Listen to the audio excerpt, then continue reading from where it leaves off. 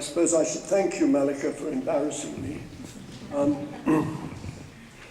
What she didn't say is that I am, several times over, a failed manager. And I've recently developed a theory which we could possibly test here, which is that among middle-aged or slightly more aging males, managerial capability varies inversely with the amount of hair. So we have some brilliant managers here.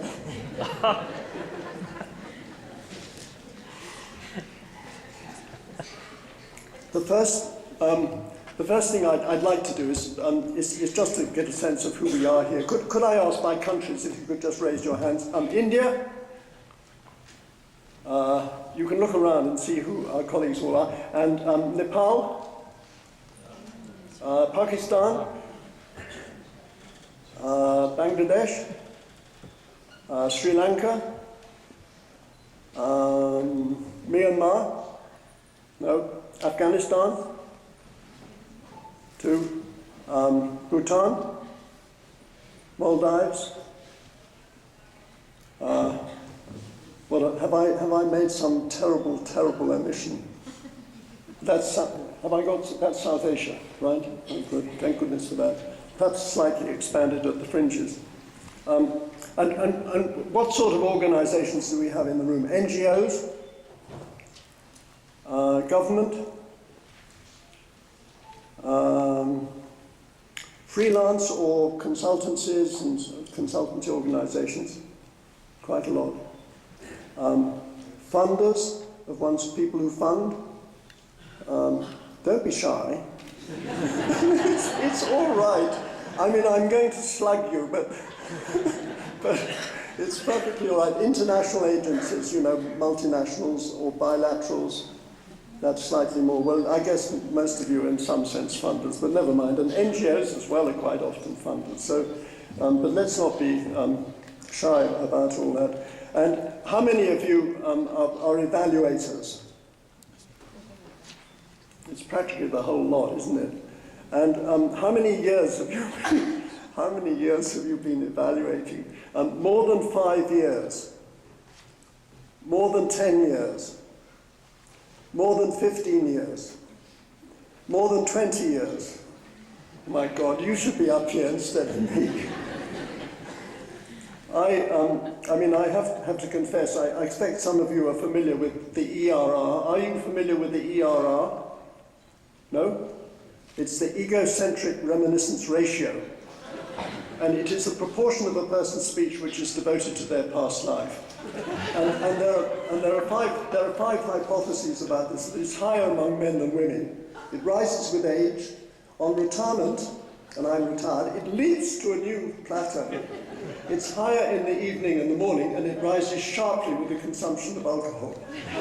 So I am sober, and it is the morning, but nevertheless, on the other two counts, I'm vulnerable. So one reminiscence, which is about being a failed manager. I was once in charge of an evaluation process in Kenya in the 1970s, and it was an utter disaster. I hadn't got a clue, I completely messed up, and I've never really gone back to evaluation since then. And so that is my deeply convincing qualification for standing here and pontificating today, which I'm really embarrassed about. The more I thought about it, the more I was wishing I'd never said yes. But you know what Malika's like. She's very persuasive, and so I said, okay.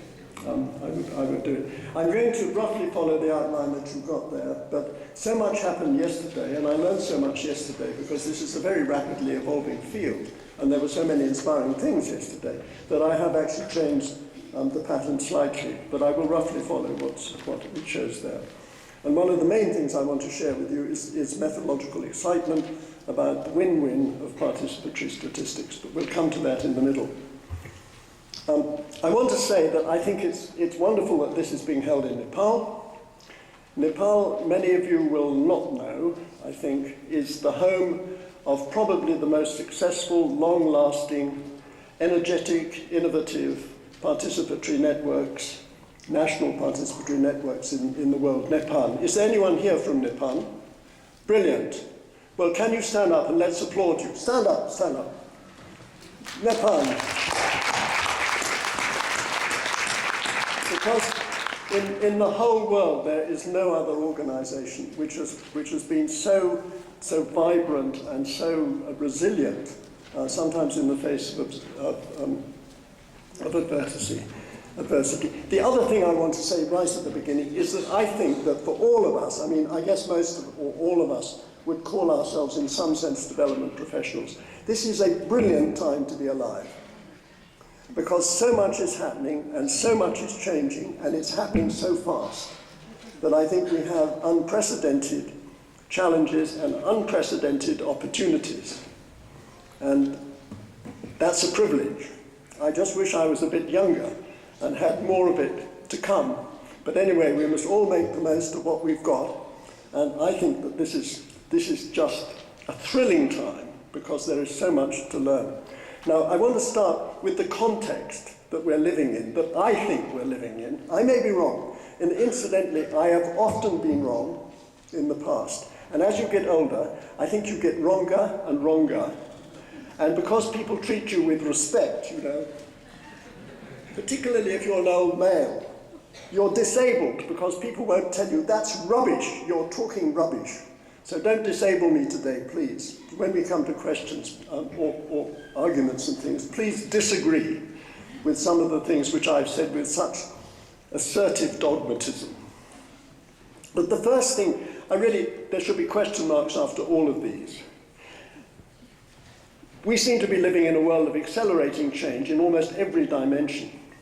But the question is, for poor people, for the disadvantaged people, for the worst off, the people that we're really concerned with, are things changing for them faster or slower in terms of the context that they live in and in terms of their awareness and their aspirations? And what has come out of workshops that I've been doing over the last 10 years, again and again and again, is that the vast majority of people like ourselves think that things are changing faster for poor people than they were. Not necessarily getting better or worse, but just as much as repertoires, ranges of things that we can choose from to do. And we don't have best practices as much as practices which are evolved and which fit particular contexts. And the question then is, are we increasingly trapped, and particularly in international aid, in the Newtonian paradigm, which is predictable, which is linear, and all the rest? And does that influence even the way in which we think, the words that we use, the concepts that we have, how we construct the world? Yesterday, let me just tell you words I didn't hear yesterday when I was awake. Complexity was used once in the sessions that I went to, only once. I didn't hear the word system, but I may have missed it. I never heard nonlinear. I never heard emergent or emergence. I never heard co-evolving. I never heard any of the co-words, like co-generating, knowledge and all the rest of it, and I never heard the word iteration. Now, these are all words which belong on the people side. I didn't hear them. Now, I may have missed them. Maybe they were used in other sessions. But does the language that we used yesterday, does that actually reflect a mindset that we have and an orientation that we have, which may be missing the realities of what is actually happening in the world, which is on the complexity side, at least as far as people and processes are concerned? Let me ask you, you know the Paris Declaration, I expect. The Paris Declaration on Aid Effectiveness, 1996. This was a consensus of all the donors. And I went through it and did a word count of the words which were most often used in the Paris Declaration. And you can ask yourself which paradigm this belongs in. I'm going to emphasize the word as I say it. These are the most common words used. To monitor indicators of effective performance from aid, donors and partners need the capacity to manage the mutual harmonization of programs to assess, measure, and report on results. Those were all the words, the most commonly used words. Then I did a word search for words which were not used anywhere in the Paris Declaration. Compromises and trade-offs based on personal conviction, interactions, and relationships that nurture trust and reflective appreciation of power and conflicts are needed to negotiate and evolve agreements that optimize outcomes for poor, vulnerable, and marginalized people. They were never mentioned. People don't appear in the Paris Declaration. Can you believe it? I rest my case. So we have a contrast there between two paradigms. And I think really the challenge that we have, and it's an exciting one, and it's also fun, is to think about the words that we use and what they mean and what they can mean, and the range of practices which come under them. First of all, the words we've got here. Development. I like to define development as good change. Okay, what's good? Well, that leads to the question, who defines what's good? And that leads into the who and whose questions. And what changes are significant? Who decides what changes are significant? So that leads, again, into who and who questions. And then the meanings of participation. I was originally thinking of trying to go through all sorts of definitions of participation and all the rest of it, and I thought, no. That really is not appropriate for this occasion, because many of you are very, very familiar. Many of you have done participatory evaluations and so on. How many of you have done participatory evaluations? You see, there's a hell of a lot of experience in this room. I don't know what I'm doing here. Because you know so much about the practicalities of this. But what I would say about participation is that you'll be familiar that there are many ladders of participation. There are at least a dozen of them, which range from really participation which is more or less coerced into self-organizing, autonomous participation. And in between there's a whole range of practices, and we can place ourselves in any activity or any stage in a project, if you like, any stage in evaluation, we can place it somewhere along those ladders. I'm not going to go into the ladders at all. But what I would say about participation is that participation, and I'm not going to define it, but it's about power and relationships and attitudes and behavior. That's what these are fundamentals in participation, and being aware of those and putting those up front. Participation is not mainly a set of techniques. The techniques and the methods are important, but the attitudes, behaviors, relationships, those other parts of the paradigm are really, really important. And then if we come to evaluation, I mean, this is where you know and I don't know, but I have a sense that there's a sort of classic linear evaluation, which, and I don't want to demonize RCTs, but RCTs obviously belong at one pole. And on the other side, there's evaluation, which is much more participatory in various ways at various stages. And so similarly, I think maybe there's a ladder of evaluation. Perhaps you have one. Is there a ladder of evaluation? There are trees, I know, which keep on producing branches, I believe. But I mean, that's what I've been told. I haven't actually seen them. But maybe one can think of a ladder, which is a bit like going from the things to the people paradigm and strung out between them. What I like is, this book's going to be released here. June Lenny and Joe Tackey have written this book called Evaluating Communication for Development, a Framework for Social Change. Now, in this, they say, evaluation is best considered and most usefully practiced as an ongoing action learning and organizational improvement process. Now, they're saying this is best. And I think one of the questions is, to what extent is evaluation engaged with organizational improvement? Is there that sort of commitment there? Is it systemic change that evaluation is concerned with? Or is it the pipeline, in, out, report, plop, next assignment? Or where is it in between these? And what is good practice for all of you, I suppose, who are engaged professionally in evaluation? And they use 7 words, and I'll just read them out. I'll read them twice, because you may want to just think about them. But these are the 7 words which they use in the book about their idea of good evaluation of communication. Communication being something which is everywhere, just as power is everywhere, but sometimes very often not named.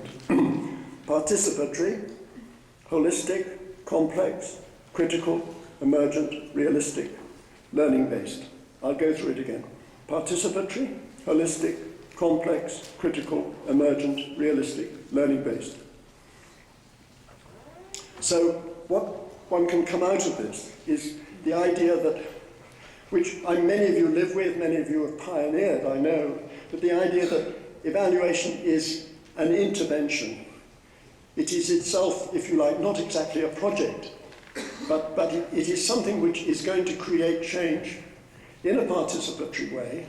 At least maybe this is good practice, in a participatory way with the people who are involved. I'm avoiding the word beneficiary because I think that begs a lot of questions, but I know that that is common parlance which everybody here seems to be using.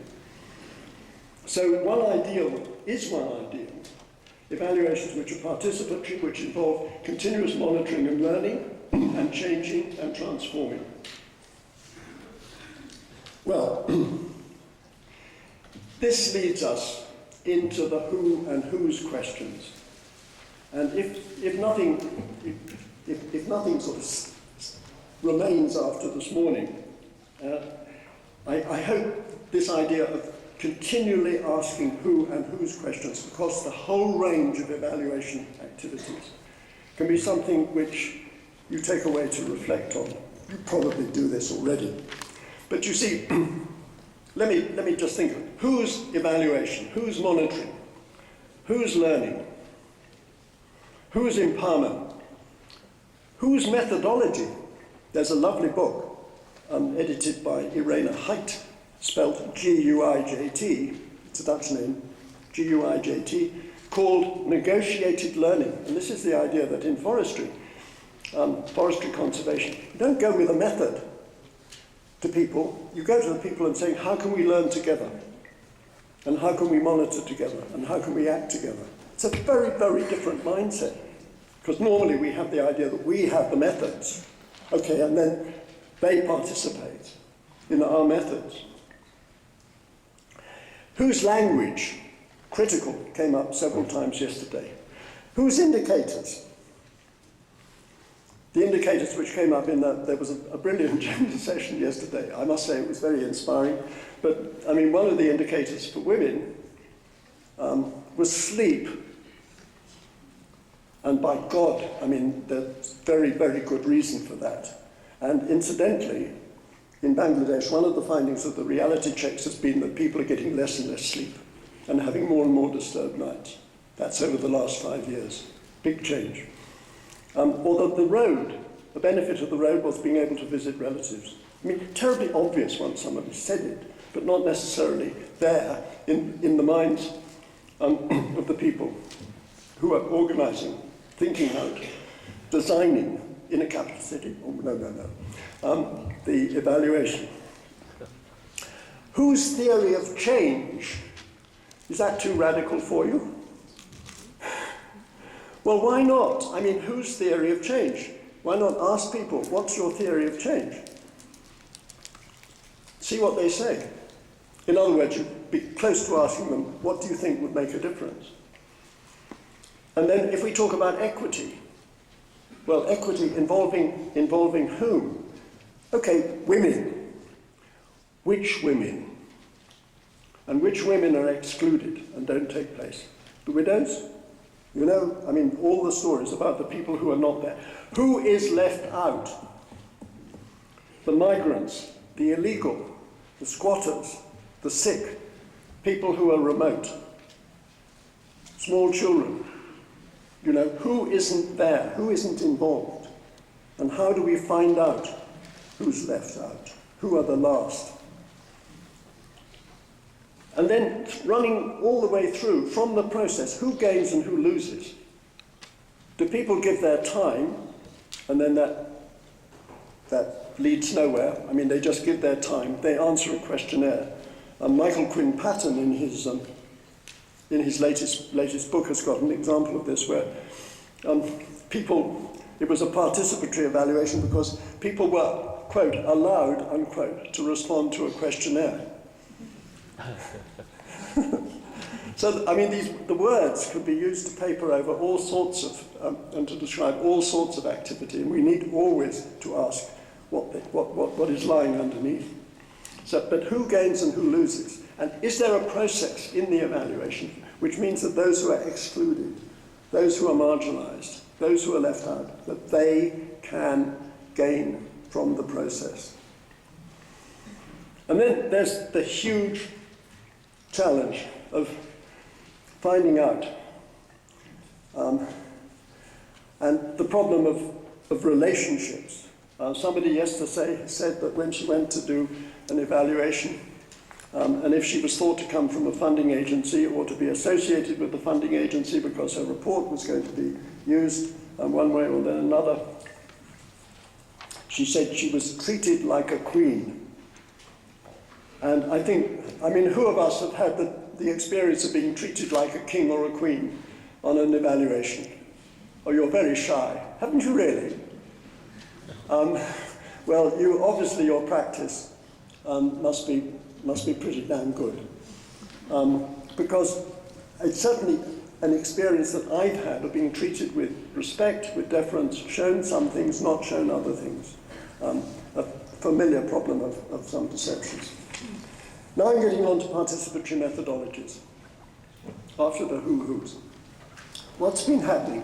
And have similar things been happening with evaluation? Now, I'm not really sure whether I'm right about what I'm going to say now.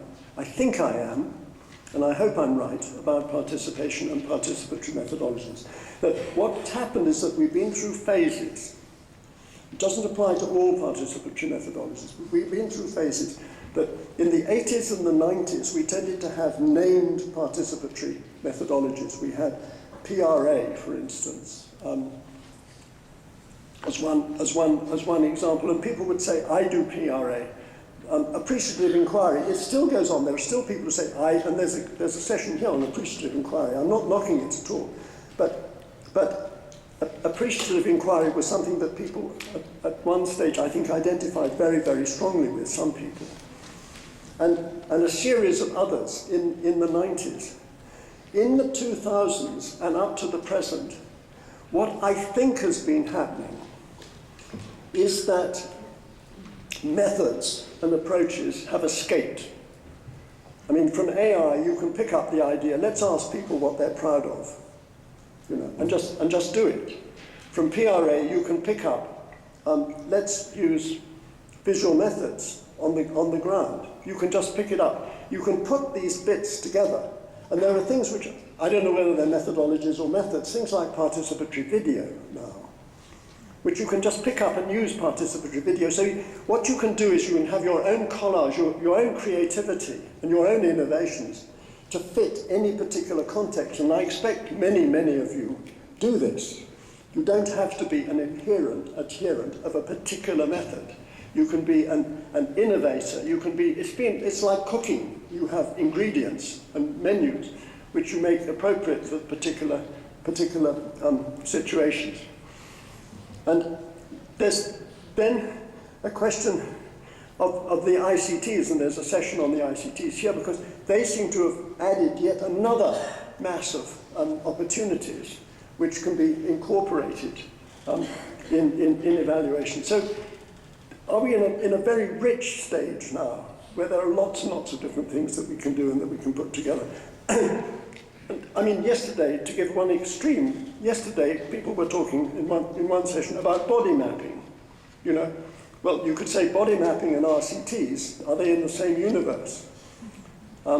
But yes, they are in the same universe, and in between there are all sorts of other things which can be creatively put together.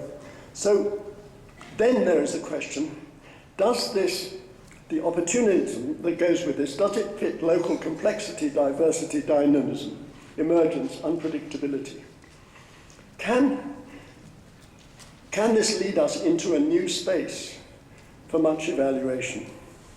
And can we have new ways of assessing ourselves and new indicators? I mean, one indicator can be, have the indicators changed? If the indicators haven't changed, I mean, this is if there's ongoing monitoring. If the indicators haven't changed, there's something wrong. Because things are changing for people, so maybe their indicators should change. And where there has been participatory activities, very often indicators have changed. So now I want to go into participatory statistics. How am I doing for time, Malika? How much more time have I got? Half an hour, that's good. 10 minutes, or half an hour. He says half an hour, you say 10 minutes. 20 minutes. I know I should obey Malika. Anyway, let's go into this. This is about participatory statistics. How many of you generated numbers in a participatory way? Oh, a lot of you. That's brilliant. So there's a lot of experience here. And you can look at this, and I'm sure that you would have a lot to add, and perhaps to correct what I'm saying. But this book by Jeremy Holland, it's been 8 years in the preparation, and it's going to be launched sometime this week. Now, why is it doing? Oh, I'm pressing B. Right. And what it's about now, if you look at this, and by the way, I'm going to go through these slides quite quickly, and you won't be able to read all of them, but all of them, or almost all of them, will be up on the walls for the next 2 days at the back of this hall. So you'll be able to walk around and see them. So that's my excuse for zipping through them. But what this one shows is that in the northeast quadrant, if you look at the northeast quadrant, it was thought originally that anything that was participatory had to be qualitative. But what we have learned is that almost anything that is qualitative can be quantified in a participatory way.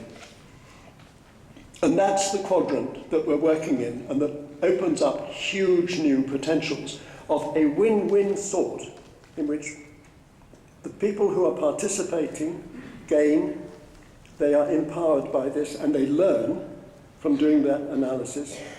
And the outside evaluators, or whoever they are, gain in the quality and also sometimes the speed of the data which becomes available. Why isn't it moving? I'm pressing. Okay,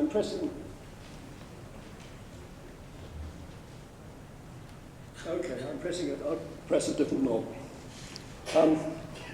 Group visual synergy is simply that when people are on the ground, we have a thing called the democracy of the ground, that power relations are changed. There's a great deal of interaction, activity, enthusiasm, excitement very often, making maps.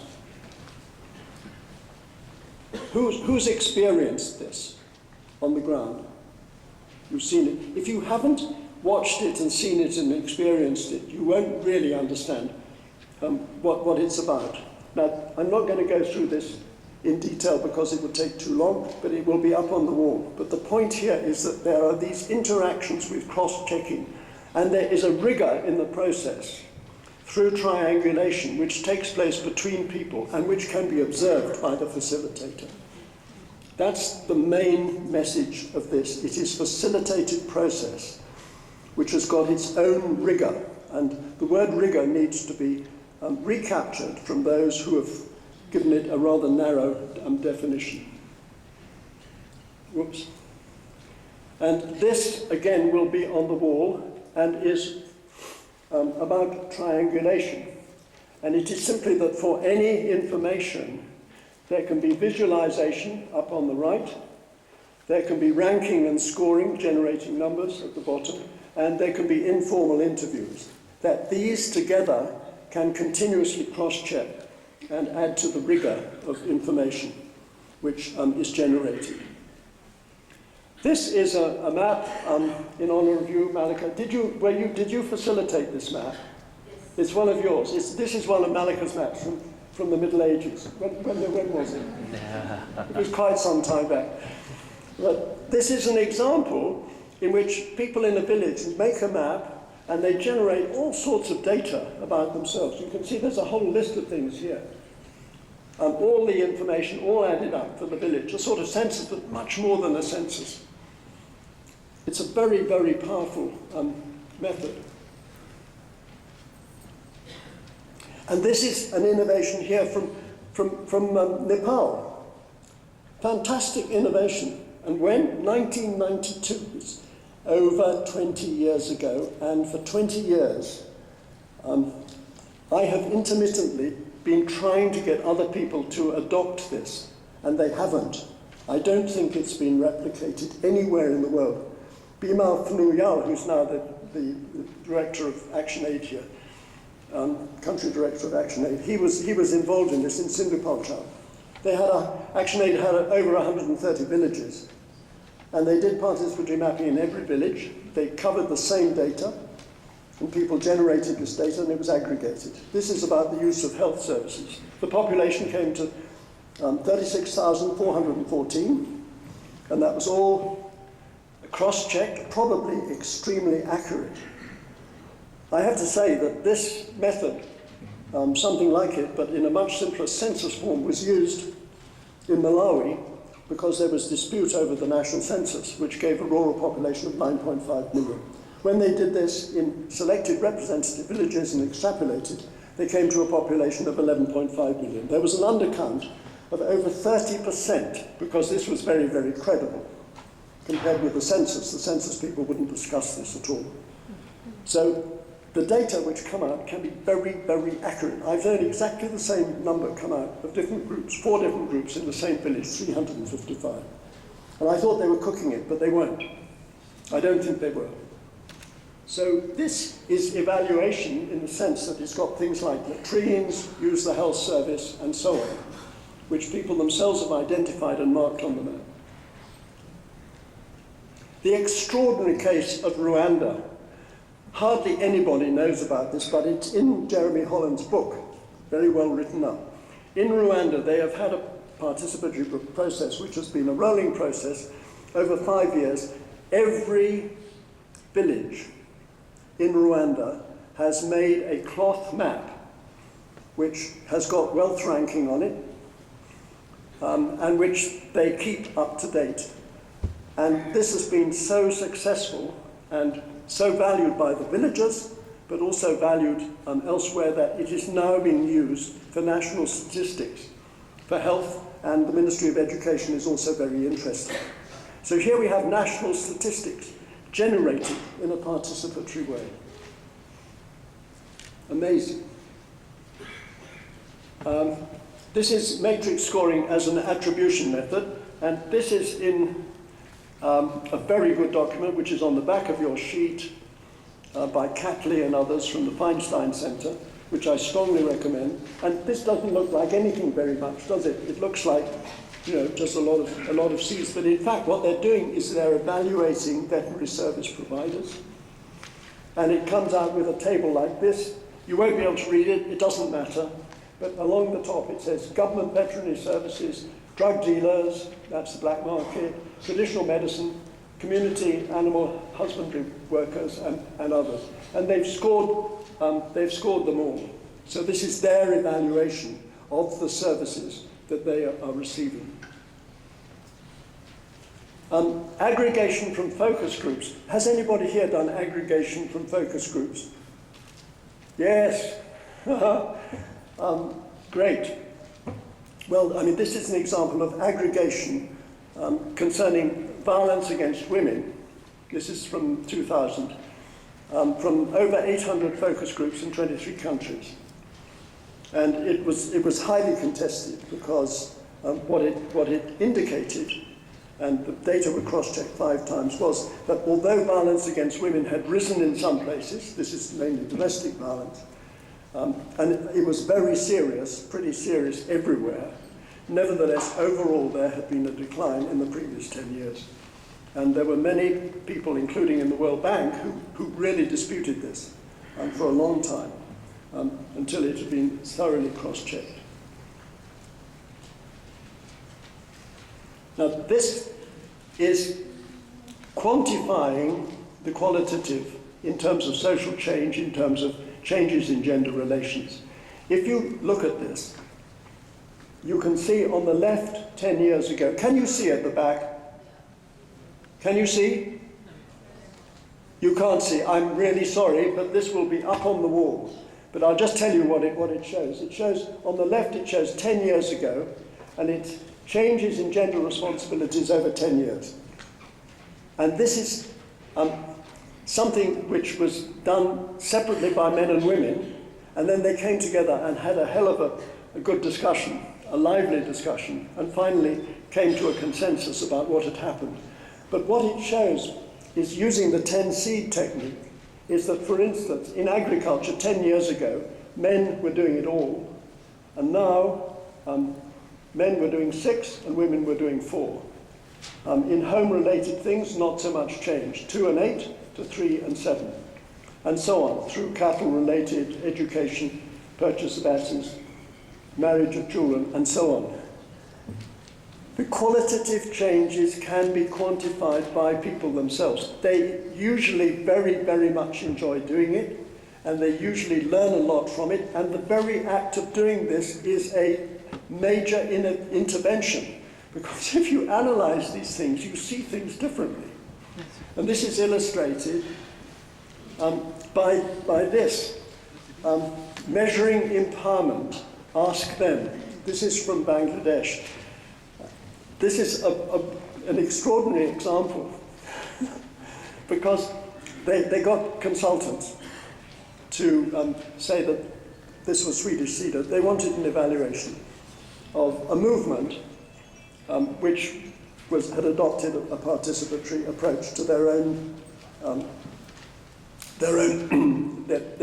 social change and empowerment. And the outside consultants thought of 5 or 6 indicators of empowerment. When they'd had a participatory process, which was supported by someone in CEDA, a participatory process with very, very good Bangladeshis and one other person, who a lot of experience, they came up with over 130 indicators. And they have a system in which groups of 15 to 20 people meet every 6 months or every year, and they go over these 130 indicators of social change, and they give themselves a happy face or an unhappy face, and sometimes they change the indicators. The outside consultants were appalled, and they said, either this is really exploitative of poor people's time, or the people that we're reaching with this are not the people we thought they were, because you can't use poor people's time. When they went to the groups and they said this is what people are concerned with, that it's taking too much of their time, the group said, what's your problem? We enjoy this, we find it very useful, it actually helps us. And it is, in effect, my guess is that it's an engine of major social change in Bangladesh, because there are 500,000 people in this movement. So there's another example. Quantifying qualitative outcomes from people's own analysis and generating statistics about social change. As you aggregate it, you get a sense of social change which is taking place. And here, just for a slightly more conventional evaluation, this is the last one. This is from Malawi. Participatory mapping, identifying who were food secure, who were food insecure, and who were extremely food insecure, and then matching this against who was receiving a program. And this is what it came out with. In fact, the program was not reaching a lot of the people it should have been reaching, and it was reaching quite a lot of people it should not have been reaching, according to the official intentions. So it was using a participatory approach. really quite effectively and quickly. And this is the Feinstein International Participatory Impact Assessment, which I strongly recommend, which you can download. And finally, from this session about participatory statistics, these two injunctions, because, and I call them liberating, I mean, that came to me earlier this morning, the word liberating, but they are actually liberating. That if you say, all right, all the way through, and it relates to the who's questions, well, let's ask them. Ask them what their indicators are. Ask them, well, a lot of participatory evaluation is asking them, but it's liberating in the sense that it shares responsibility, and what comes out of it is collaborative. And they can do it is having confidence that people themselves can do things, which is something that hasn't been there in the past. In other words, always assume that people can do it until proved otherwise. And now, I'll go into the final phase. There are questions about the pros and cons of participatory evaluation, of participation in evaluation. You know more about that, many of you, than I possibly can. My impression is that if it is done well, if there is good participation, it takes longer at first, and that this is a problem with funders and donors. It takes longer because you need to spend time in the field with people. And we have tragic situations in which people are forced, by pressure of time, by lack of funding, by lack of understanding, into designing evaluations without having a fairly long and extensive participatory process of evolving the methodology itself in the field. So this is, I think, perhaps one of the biggest challenges that we face if this is a direction that we would like to move in more. So 4 final challenges. The first big challenge, which I don't know why I missed it, but I picked it up yesterday. Okay. The worst off, the people who are worst off, are a huge challenge that we get in touch with them and we learn from them. The second one is funders and their constraints. Those of us who are not funders, we need to understand funders' constraints, but funders themselves need to have the courage to take the risk, to give space and time to people doing evaluations, to spend time in the field co-evolving the methodology in the field with the people who are going to be affected. And that there's rigor in that. Then there is methodological and institutional challenges, and they have cracked this with participatory epidemiological appraisal in East Africa, in veterinary fields, by getting senior academics and senior government people into the field, actually practicing and using these methods with pastoralists and others, and then going and incorporating them in university education. But there is a huge challenge in universities. Universities keep on generating people, and all they know what to do is questionnaires. Evaluation questionnaire, the reflex, again and again. And finally, there are the personal challenges. And these really are very substantial, I think. And I'm going to take 2 minutes on the personal challenge. I can't read, Malika. I'm sorry. I'm a naughty boy, I'm afraid. But I think the personal challenge is one of getting into the mode of being facilitators. I mean, most of us would regard ourselves as facilitators, but there's a question of whether facilitation can become much more a way of life.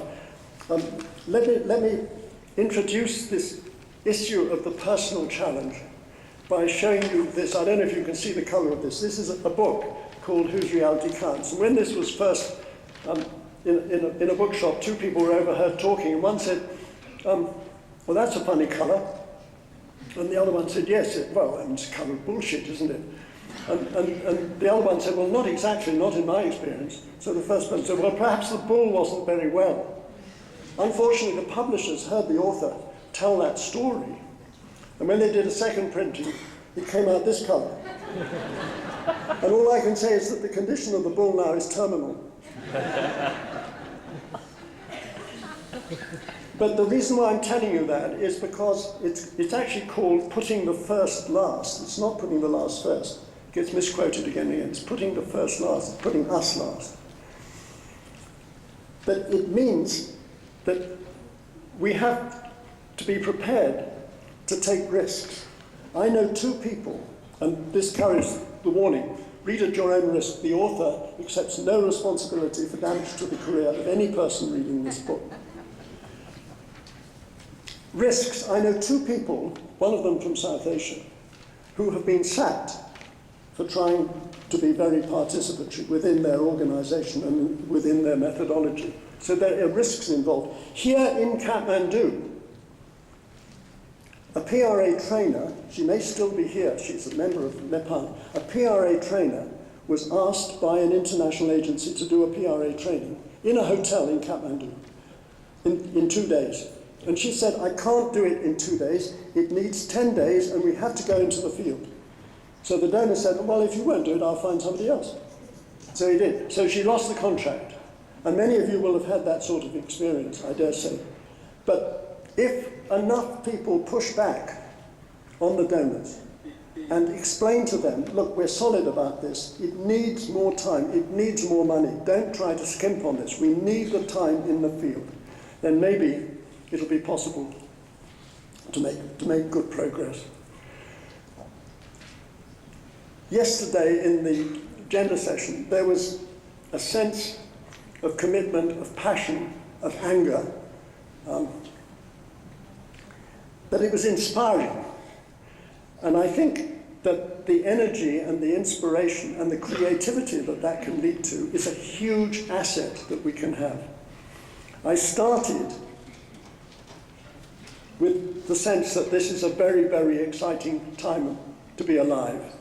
And I do think it is, because I think we face these challenges, but the challenges are also huge opportunities.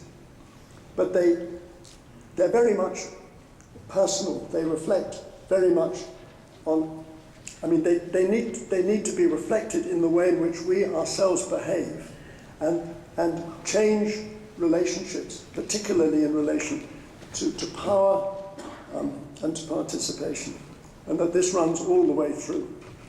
Now, I'm unfortunately irreducibly English. I didn't choose it, as far as I know, but I was born that way. And the English are well known to be world leaders in one field. And it's not cricket, and it's not football, and it's not rugby. It's hypocrisy. So if I have been hypocritical in talking about participation, in talking and implying that we should be listening, implying a sort of behaviour that I have definitely not demonstrated during the past however long it is, I hope you will be sympathetic and appreciate that since hypocrisy is part of our national culture, I have been reinforcing and celebrating and expressing my national culture. And with this, I must put my bottom where my mouth says it should be, and sit down and shut up. Thank you.